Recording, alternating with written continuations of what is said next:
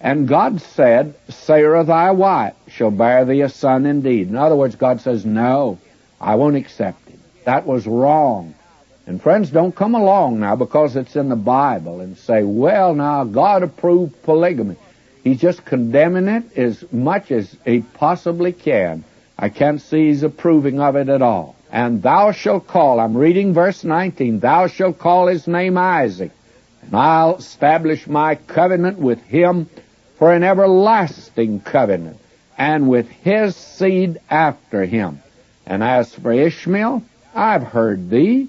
Behold, I've blessed him, and I will make him fruitful. I'll multiply him exceedingly. 12 princes shall he beget, and I will make him a great nation.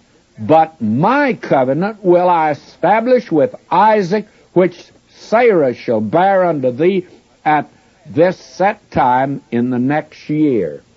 In other words, God holds to the promise that he's made. God is not to be deterred or deferred from this at all. He's going to do the exact thing that he said he would do. And he speaks as if Isaac's already born and already in their midst. But he speaks of things that are not as if they are, and it's going to be the next year. Now we find verse 22, and he left off talking with him, and God went up from Abraham. In other words, Abraham, you just well keep quiet. No use any longer. God has already decided this. And friends, there are times and there are things that you and I just well not tell the Lord about in the way of petitioning him. There are certain things you don't need to ask the Lord. There are certain things that you don't need to keep after him. There are times when you've said enough and you don't need to say any more. I'm of the opinion that a great many folk just pester the Lord sometimes in a prayer, and they already have the answer, which of course is no. Now God says to Abraham, let alone now. This is enough. You needn't mention this anymore. I have not accepted him, and I do not intend to. Now God's going to hear the prayer of Abraham a little later. We're going to find out God listened to Abraham. But there are certain matters, and I find a great many people today, they pray about things that maybe God doesn't intend to hear or answer at all.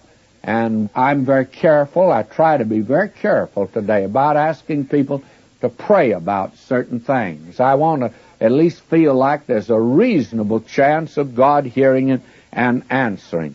Now we find verse 23, and this reveals the interest Abraham had in this boy.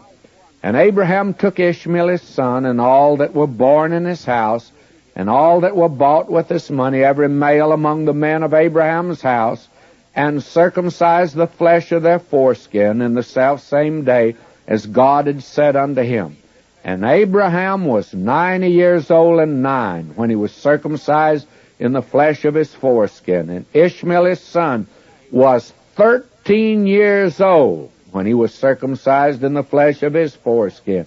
In the selfsame day was Abraham circumcised, and Ishmael his son, and all the men of his house, born in the house, and bought with him of the stranger, were circumcised with him. Now this is the badge of the covenant that God has made with Abraham.